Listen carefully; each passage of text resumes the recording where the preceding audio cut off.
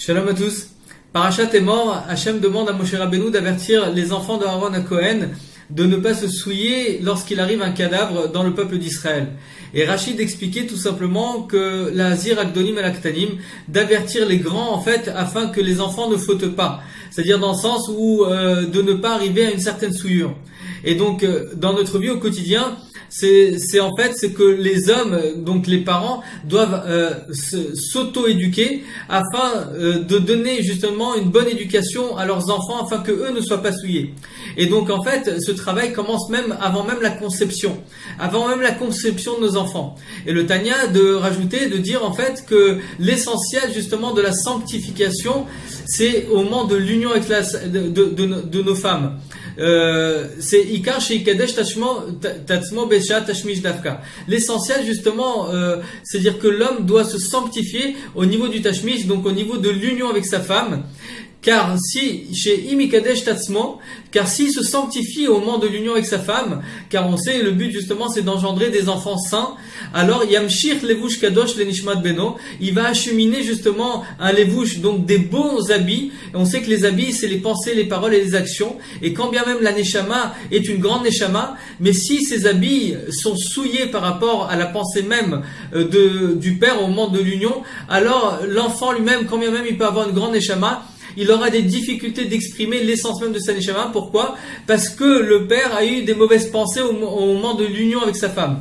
Et donc c'est pour ça qu'on doit se préserver, on doit justement avertir et faire avertir les personnes de prendre conscience que de se sanctifier, ne serait-ce qu'un temps soit peu, afin de faciliter non seulement notre propre vie pour l'éducation de nos enfants, mais de faciliter la vie de nos enfants par rapport justement à la marshava, à la pensée qu'on a eue au moment de l'union avec notre femme.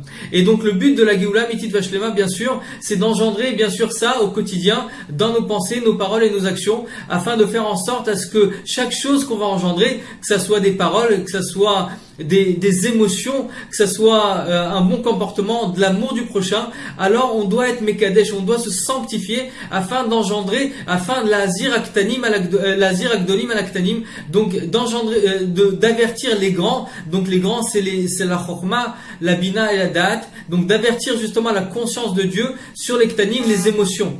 Et donc plus on arrivera justement à faire ça au quotidien, alors bien sûr notre vie sera détachée de toute souillure, quelle qu'elle soit, et on fera en sorte à ce qu'on sera totalement saint. On sait que la Neshama est appelée Bat Kohen, donc la Neshama est la fille du Kohen. C'est qui le Kohen Gadol? C'est Dieu lui-même. Il est appelé le grand prêtre, lui aussi. Et donc nous aussi on est les enfants du grand prêtre, et donc nous aussi on est très saints dans notre essence. Et le but c'est d'acheminer ça dans notre quotidien. Alors faisons en sorte à ce que l'union qu'on a avec nos femmes, qu'on a avec chaque chose qu'on engendre au quotidien soit saint, afin que son nom soit un Be'ezrat Hashem, et que le Melech HaMashiach Be'ezrat Hashem puisse apporter la sainteté suprême et extrême éternelle pour tout le peuple d'Israël. Tekef Mian Mamash.